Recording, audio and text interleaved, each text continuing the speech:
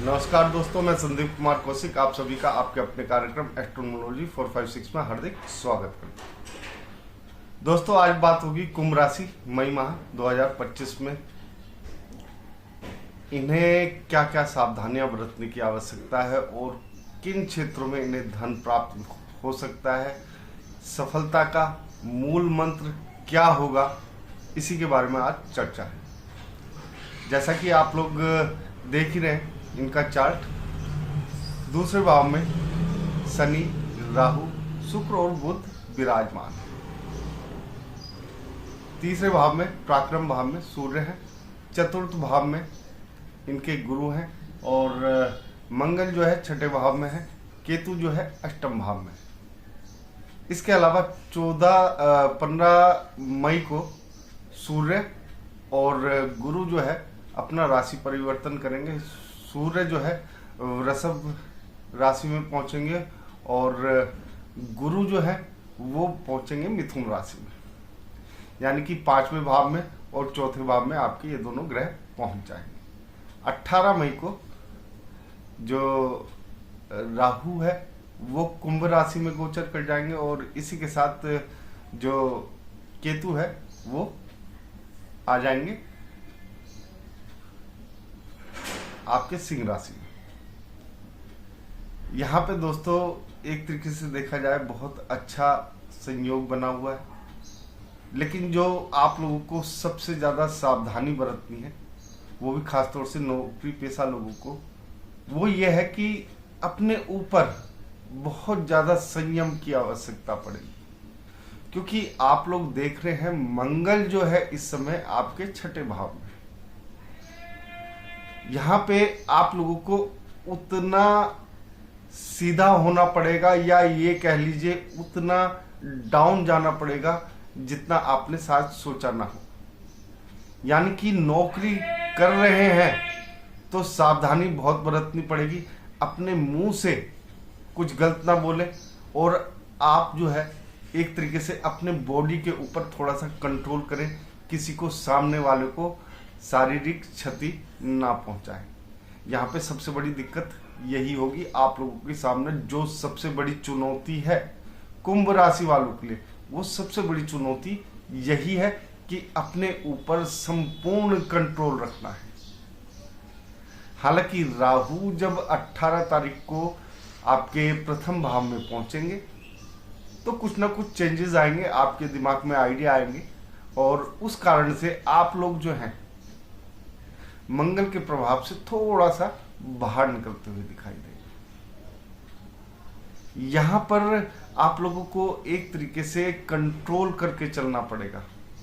इसका मतलब ये नहीं कि 18 तारीख के बाद आप सब चीजें छोड़ दो, नहीं दोस्तों, ये आप लोगों को कंट्रोल करना पड़ेगा क्योंकि आपके 7.5 का आखिरी चरण है ये। और ऐसे में आप लोगों को एक तरीके से देखा जाए तो शनि के शुभ फल भी प्राप्त होंगे, क्योंकि शनि जो है स्वयं आपके भाग्य विधाता है। यानी कि आपकी राशि के जो स्वामी है वो इस समय द्वितीय भाव यानी कि धन भाव में विराजमान है। और अगर वैसे देखा जाए जो जिस राशि में विराजमान है वो है 12वें नंबर की राशि यानी कि मीन राशि। पहली चीज धन रुकने का भाव है। दूसरी चीज है आपका जो 11वां भाव है उसमें 9 अंक है, यानी कि वो भी गुरु का अंक है। यानी कि अगर आप लोगों को धन चाहिए, उसे स्टोर करना चाहते हैं या उसे बढ़ाना चाहते हैं, गुरु की जितनी भी सेवा हो उतनी कीजिए। सबसे साधारण उपाय है, पिता की जितनी सेवा हो सके उसकी उतनी सेवा की जाए। इसके अलावा दोस्तों आप लोगों के लिए एक बहुत ही सरल उपाय बताने जा रहा हूं। बृहस्पतिवार और शुक्रवार के दिन अपनी पत्नी को कुछ ना कुछ जो धन होता है वो जरूर दें इस समय, तो इससे आपके धन में वृद्धि होगी। बहुत छोटा सा उपाय है। और वैसे तो आप लोगों को गुरु की सेवा करनी चाहिए, गुरु के उपाय करने चाहिए। गुरु का उपाय बहुत ही सरल है। अगर आप लोगों को ऐसा लग रहा है कि कहीं कोई दिक्कत आ रही है, हालांकि यहाँ पर एक चीज का आप लोगों को बता दूं, गुरु चतुर्थ भाव में है फिलहाल आपके 15 तारीख तक। तो ऐसे में दोस्तों एक चीज का आप लोगों को फायदा हो सकता है, सबसे बड़ी चीज, अगर आपका वाहन कहीं फंसा हुआ है, आपकी प्रॉपर्टी कहीं फंसी हुई है, तो ऐसे में वो आप लोगों को मिलने के चांसेस यहाँ पे बहुत ज्यादा दिखाई पड़ रहे हैं। यानी कि अगर फंसा हुआ पैसा है वो भी मिल सकता है, फंसी हुई प्रॉपर्टी है वो भी मिल सकता है, फंसा हुआ वाहन है कहीं किसी को दे रखा है या कहीं पकड़ा गया है किसी भी कारण से, तो वो वापसी आने के चांसेस यहाँ पे बहुत ज्यादा दिखाई पड़ रहे हैं। कुंभ राशि वालों के लिए सबसे अच्छी बात यह है कि इनके दूसरे भाव में शुक्र भी है, बुध भी है और शनि भी है। जब राहु यहां से चले जाएंगे, प्रथम भाव में पहुंचेंगे, तो राहु आइडिया बहुत देंगे, लेकिन आप लोगों को थोड़ा सा संभलना है।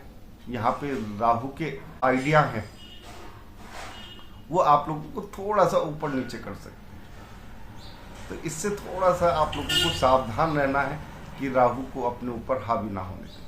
हालांकि बहुत अच्छा होता है प्रथम भाव में राहु का होना। इसके अलावा दोस्तों एक चीज और कहना चाहूंगा, एक चीज और कहना चाहूंगा कि अगर आपके पास धन नहीं रुक रहा है इस समय, तो उस धन को रोकने के लिए इस समय आपके पास बहुत सारे उपाय हैं। गुरु इस समय आपके लिए बहुत ही शुभ स्थिति में विराजमान है और 15 तारीख के बाद भी शुभ स्थिति में रहेंगे। यानी कि एक तरीके से देखा जाए तो गुरु यहाँ पे बहुत कुछ देने के लिए बैठे हैं। एक चीज और, इस दौरान आप लोग जो है अध्यात्म की तरफ ज्यादा जाएंगे और पूजा पाठ में आप लोगों का काफी मन लगेगा, क्योंकि आपके अष्टम भाव में केतु विराजमान है। केतु यहाँ पे गूढ़ रहस्य जो होते हैं उन्हें जानने में मदद करता है इंसान। केतु अष्टम का काफी अच्छा कहा जाता है, लेकिन ये जो सन्यासी लोग होते हैं उनके लिए, या जो गूढ़ विद्या सीखना चाहते हैं उनके लिए, या जो प्रभु में अपना मन लगाना चाहते हैं एक तरीके से सरल रूप से, तो उन लोगों के लिए यहाँ पे ये केतु जो है बहुत ज्यादा शुभ है।